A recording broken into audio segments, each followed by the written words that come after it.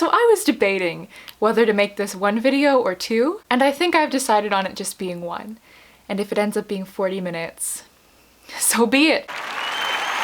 So we'll get to the second part of this video later, but for now, welcome to the recap and review of Institutionalized. So we start out at a welcome home from prison party, and everyone's ragging on the guest of honor because he's running late, but to be fair, he's running late because he's dead, so what can you do? Meanwhile, in the squad room, Bishop is sharing that she was just offered the role of Grand Marshal in her hometown's tater tot parade. But before they can celebrate too much, they're called to the crime scene. They go and they talk to Trey's friends, Trey, who was the guy who was murdered, by the way, and they talk to some of his friends who say that even though he's only been out of jail for a week, he's already acquired a lot of cash. When they see the body, they find that he has hair in his hand and has been stabbed with a shiv. They also find out that he was supposed to be serving 25 to life, but was just released on a technicality. They see that over the past couple of nights, he's been running up a tab at a local bar, so Bishop and Torres head over to check it out. Meanwhile, in her lab, Gibbs comes down and teaches Casey how to tie a tie, which is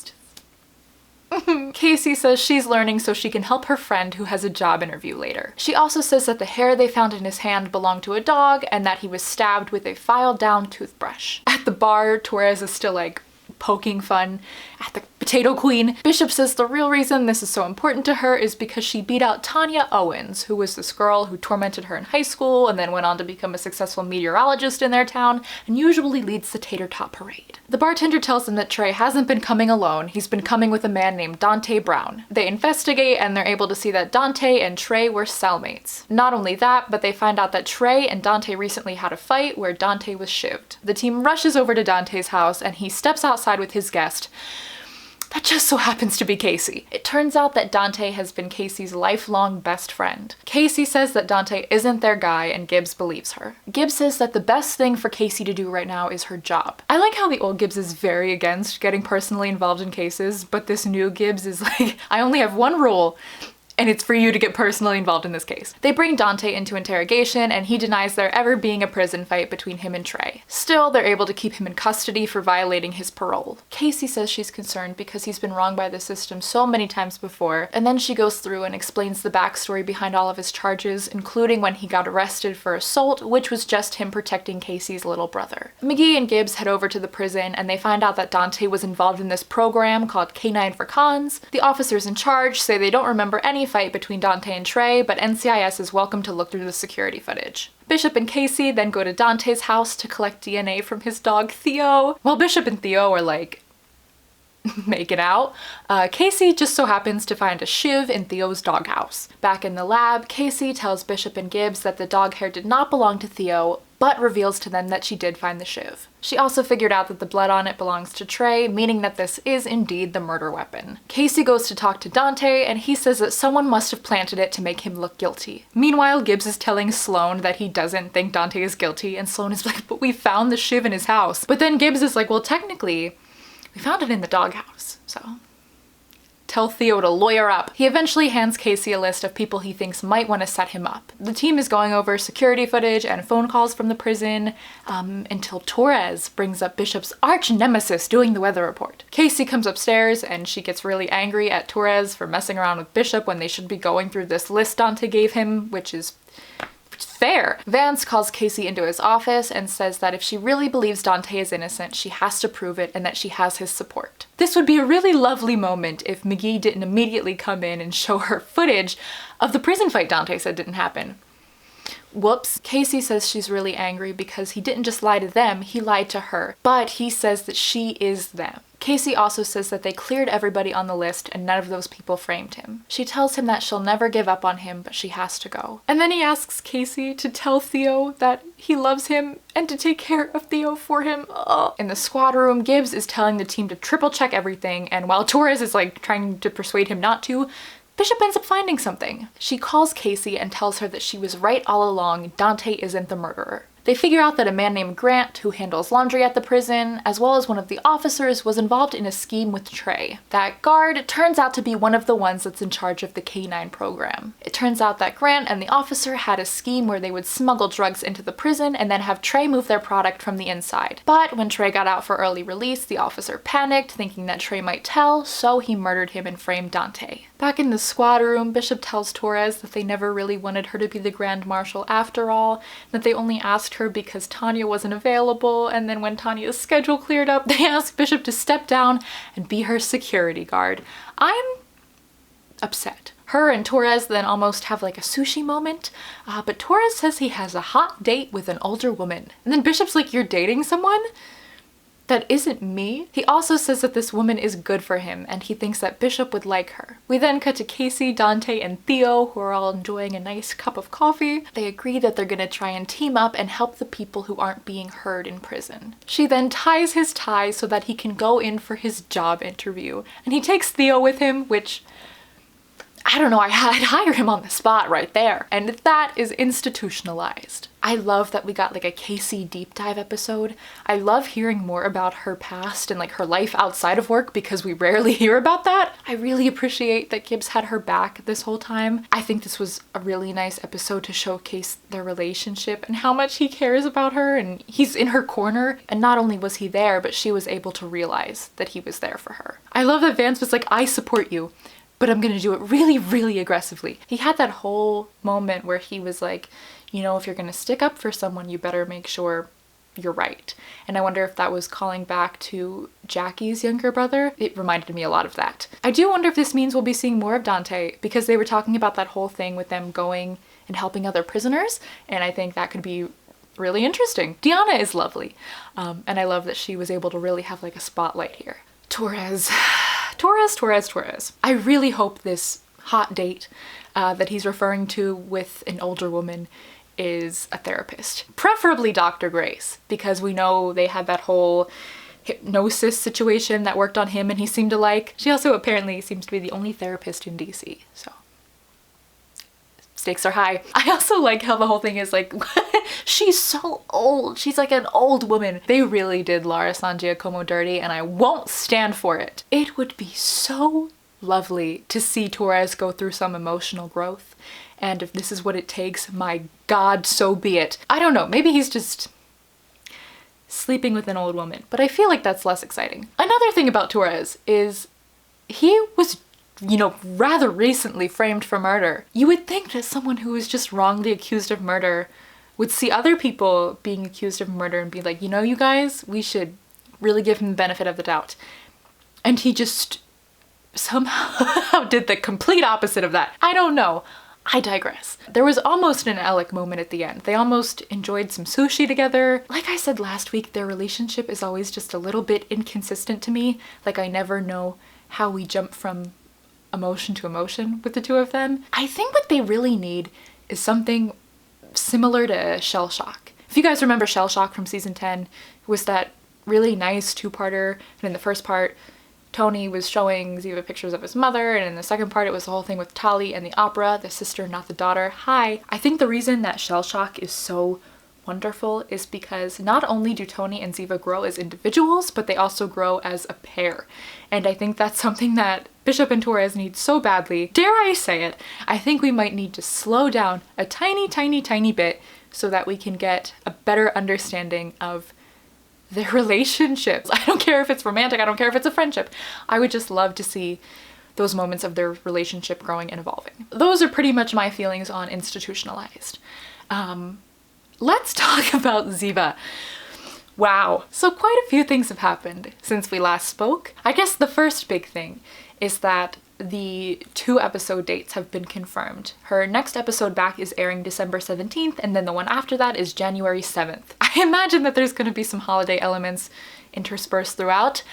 I doubt it'll be the focus. There was a picture that Diona posted of Brian and Cote, and they're hugging in the lab, and it's beautiful, and I imagine this means that we're getting a Jimmy Ziva scene. I have been waiting and waiting for this scene. I'm so freaking excited. Diona also did, I think, 2 interviews, and she confirmed that her and Ziva will have a scene together. Casey's not like as in awe of Ziva as the other characters are, but she still like tries to impress her a little bit, which is cute. These interviews also contain a lot of language that hints that this might not be her last appearance. And I know that's something that Cote seemed open to, and that the writers have seemed open to, and that I'm certainly open to. Hello. I do know that there's some people who think that the show has kind of moved on from that point, that Ziva's from a different era, and you know, now there's like a whole new team set up. I do get where that's coming from, but I also think that even like an older character from a different era can add new exciting elements to the current era of team members, and for better or for worse, whenever Ziva's on screen, there's never really a dull moment. And at season 17, I think it's really phenomenal that they have this character that can come back and just spice things up literally whenever she appears. And as long as they're not like using her for that, as long as they're still taking time to write her, you know, very carefully, I don't see anything wrong with that. I would love to see her keep coming back. Where has Ziva been? Because it appears to be somewhere with an outlet. I get that it's, you know, it's just hair, it's just clothes, but like, is it? Like, obviously she's been somewhere where she can do her hair. We know that she packed her stuff from the DC office, so she's probably not there. The farmhouse burnt down. She's probably not in the sewers. So where is she? Is she in another hideout somewhere in the world? Or is she in Paris? She did say she had something else to take care of before going back to Tony and Tali. Did she already handle that thing and then go and meet up with Tony and Tali? I was thinking that whatever she was handling, we would still see her handling in the next episode. And if it's taken care of and she's already moved on and restarted her life, okay. She seems to be a little bit beyond the purely black hoodie aesthetic at this point. I feel like that's not only saying something about her physical location, I don't know, it says something about where her mental health is. Maybe that she's in a little bit of a better place. You know, I think that's going to be a slow process, but I think it's maybe a good sign. I don't know, I'm a little scared to say that. I don't get the vibe that she's still sad and alone in the sewers. Maybe 2 out of 3. As to what she's been handling, I believe it was Emily Wickersham who posted on her story these like note cards, and it was talking about how essentially that Sahar wasn't Sahar. Surprise. It kind of implies that the Sahar that Ziva killed was just like a distraction Sahar. I feel like this makes sense, that there would be more to the story with Sahar. Something didn't seem quite right there, like it felt like there was more to the story, especially with what Mr. Rogers was saying about the Ari Haswari sob story, and I think it also could make sense that the fake Sahar would be distracting Ziva with Gibbs while the real Sahar could maybe be going after Tony and Tali, maybe gaining more information on them. I think it makes sense that the fake Sahar would be distracting Ziva with like who's most important to her, while the real Sahar would be going after who was actually most important to her. And that's terrifying. That's really disturbing. Especially when the Diona interview mentions that it's life or death. The death part distresses me a little bit. Whose life is in danger? Is it Ziva's? Is it Tony's? Is it Tali's? I don't like any of those options. Speaking of Tali, there was a post made a couple days ago that essentially just said that Tali is back, the Golfieri twins are back, and I didn't really know how to address that spoiler because like it was just the post. There was really no secondary thing to be like, oh yeah, this is happening. But literally, as I was sitting down to film, I saw this. Wow. Okay. Nowhere does it say that the set that they're on is NCIS, but I just think it's awfully convenient. I only have access to the same information that you guys have access to. So I certainly cannot confirm that like for sure the Golfieri twins are back on set. We're seeing Tali in the flesh. I just think it looks very likely. That's a lot, especially because we don't know whether or not Tony will be back. I think the only option that I would be really truly upset with would be if they killed Tony. I feel like there are many ways that he could still be alive and would not have to physically appear, and I think it would be really bizarre that if the only time Tali got to see her other parent is when the other parent died. I'm no lawyer, but I think that's a pretty atrocious custody schedule. Unless Tali is the one in danger and Ziva like goes to rescue her herself, but I feel like that's not something Tony would just like let slip. I don't think he's one to just like let his daughter disappear and not question it. It's just really weird to me because I really thought we would either get Tony and Tali or neither of them. And I know people have been going back and forth with whether or not they think it's possible for Tony to appear because of scheduling with Bull. Do I think it's impossible? No, I don't think it's impossible. Does it certainly seemed like a difficult task. Yes. I don't know. I'm just trying to figure out why she would appear without him. Unless like Tali ran off the plane to greet Ziva and she's like, Abba's waiting on board and we just never saw him. If we don't see him, you know, whatever, but I just want him to live. As far as whose life is in danger, it really feels like it's either Ziva, Tony, or Tali. And I think if Tony or Tali's lives were in danger, Ziva would not hesitate to really f someone up over it. Like, I think that would really bring the stakes to that heightened level. And they did mention in the interviews that Ziva's anxiety will be coming into play again, which again is a storyline that I love that they incorporated. If there is like a real Sahar, who is she? What's her relation to Ari? Again, that idea that maybe Sahar and Ari had a daughter together or had some kind of very, very, very close relationship seems very possible. And I wonder how that would come into play, especially if it is that daughter thing. I think it would make sense that she would want to endanger Ziva's daughter to like get even. We don't know what Ziva knows. And I think because we don't know that, it's really hard to figure out where she's been. Like, has she been talking more to Ari's contacts? Did she know that that maybe wasn't the real Sahar? Has she been trying to figure out who really is behind this? This storyline is already so emotional. And then on top of that, you have like the holiday element involved.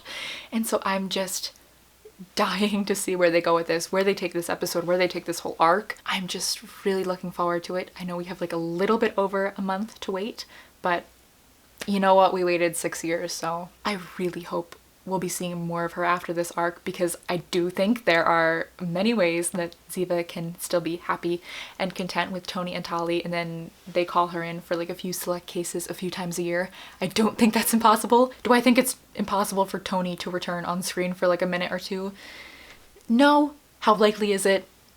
Unsure. We're kind of in like a strange limbo right now because we're getting a lot of information, but no like real way to cohesively put it together. It's definitely a lot of information. Please, please, please tell me your guys' thoughts. How are you making heads or tails of all of this information? What are your theories? As far as some other spoilers go, looking ahead, I know Phineas is back, which is thrilling. I think there's an episode where Gibbs like babysits him, which I'm so excited to see because I love their interactions. I love their relationship. We now know Faith is coming back, which I've been waiting for since last season, so I'm so excited for that as well. And again, I love Sloane, and I think that would be a really great spotlight episode for her. Also in those photos, it looks like we might have like a Sloane Gibbs moment going on, which again, I really dig. I'm really here for. I believe those are my thoughts on Institutionalized, as well as like a deep dive into new Ziva spoilers, and then some other bonuses thrown in there as well. Like I said, leave me your thoughts and theories, and I will see you guys for the next recap and review. I just don't... How do I like politely say it? Doesn't make any sense to me.